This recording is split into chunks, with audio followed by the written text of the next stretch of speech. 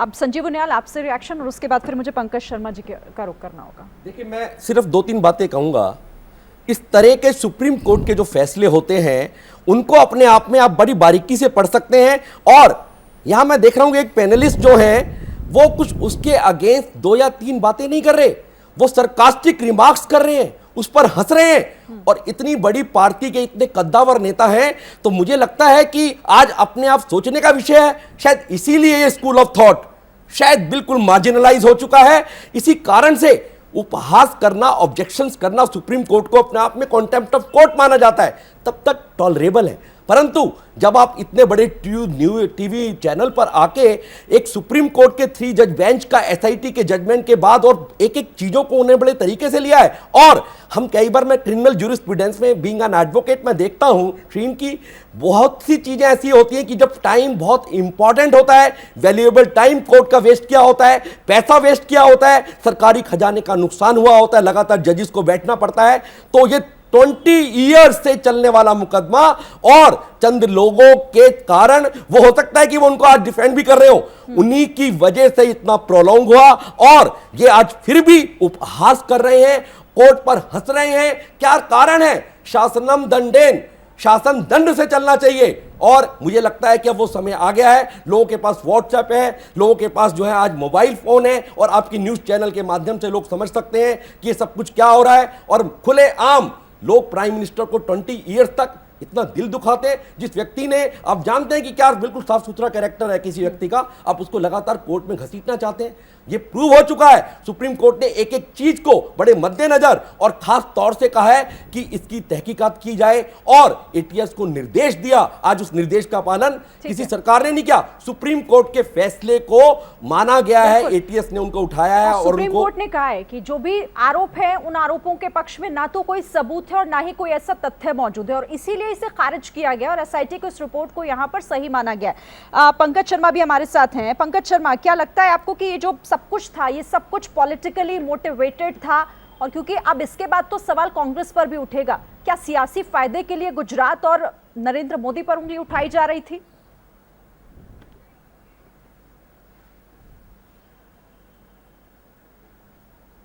सियासी फायदे के लिए उठाई जा रही थी या नहीं उठाई जा रही थी, इस पर तो मैं कुछ कह नहीं सकता।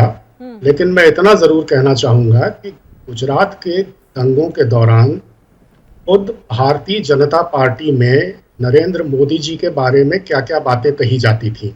अभी सुधांशु जी ने जिक्र किया, अटल जी का वो वीडियो हम लोगों ने भी देखा है, जिसमें मोदी जी बगल में बैठे हैं, और जब अटल जी ने कहा कि राजधर्म का पालन होना चाहिए, तो अटल जी को ये बात कहनी क्यों पड़ी?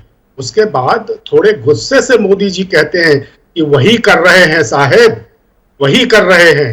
तब जाकर अटल जी ने कहा, हाँ मुझे विश्वास है कि आप ऐसा जरूर करेंगे। तो जब एक शीर्ष नेतृत्व तक इस तरह का परसेप्शन था कि गुजरात के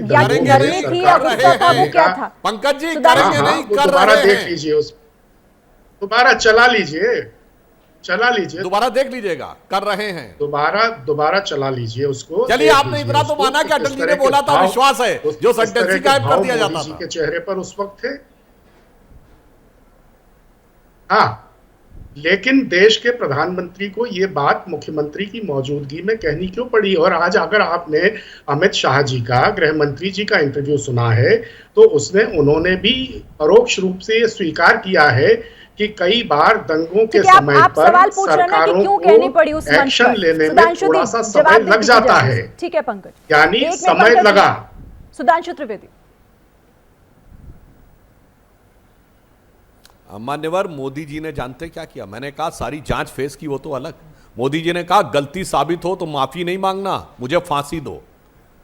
और मान्यवर, एक प्रधानमंत्री वो भी था देश का जिसने 3300 सिखों के, सरकारी आंकड़ा, वैसे तो हजारों मारे गए थे, कत्लेआम के बाद क्या कहा था? बड़ा पेड़ गिरता है तो धरती हिलती है।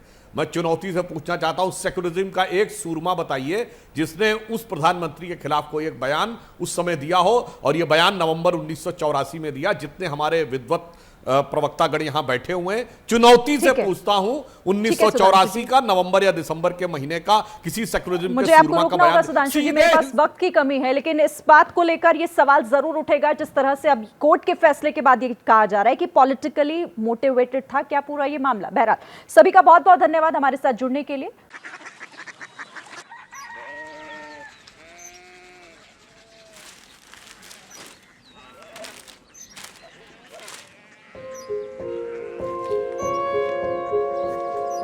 बाबा बाबा कोरिया सिटी जानी ना।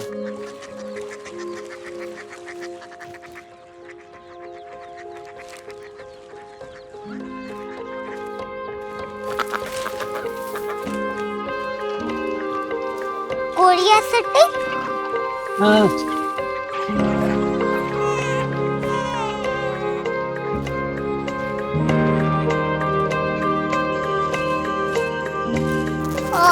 कोरिया सिटी कहाँ पे है?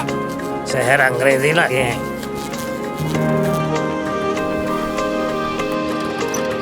कोरिया सिटी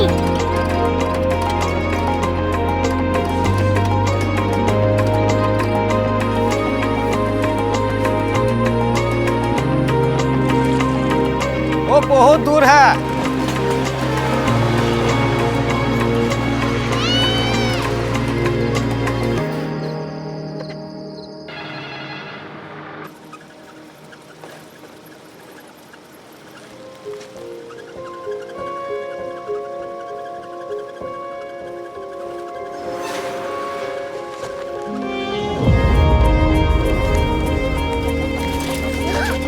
कोरिया सिटी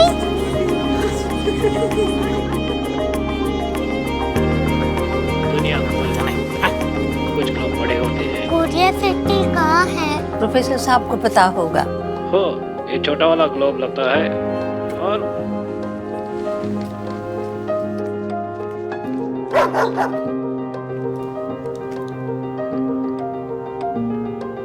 पता नहीं, मेरी बेटी से जाके मिल लो, शायद उसे मालूम हो।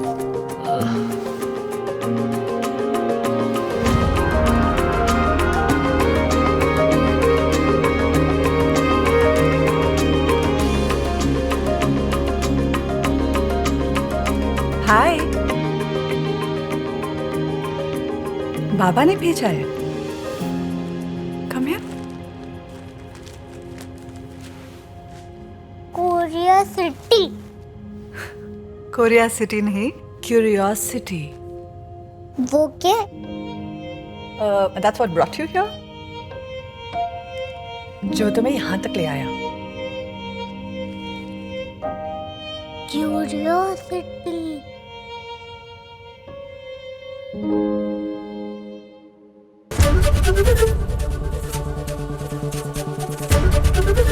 एबीपी न्यूज आपको रखे आगे।